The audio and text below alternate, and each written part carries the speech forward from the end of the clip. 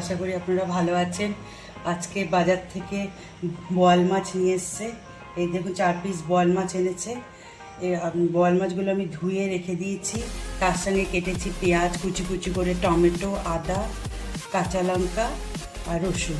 এটা আমি ঘরোয়ার মতন করব, তাই আজকে করব, তাই ভাবলাম আপনাদের সাথে একটু শেয়ার করি।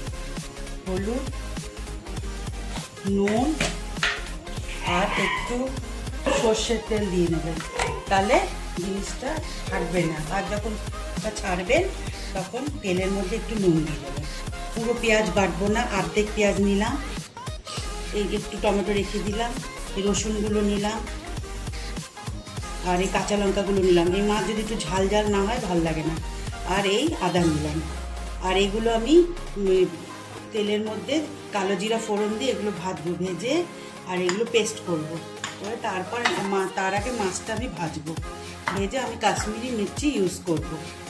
এখন আমি মাছগুলো ভেজে রেখেছি, আর আমি যে পেঁয়াজ টেয়াজগুলো বেটেছিলাম তার এই জলটা এর মধ্যে রেখেছি। এই জল অল্প হলুদ দিলাম, হাফ চামচি জিরে দিলাম, হাফ চামচি ধনে দিলাম কালারের জন্য, কাশ্মীরি মির্চি, আর দেবো নুন দিয়ে, আর গোলমরিচের গুঁড়ো দেবো অল্প অল্প একটু গোলমরিচের গুঁড়ো দিলাম, দিয়ে এবার এটাকে ভালো করে মিক্সড করে নিলাম। পেঁয়াজ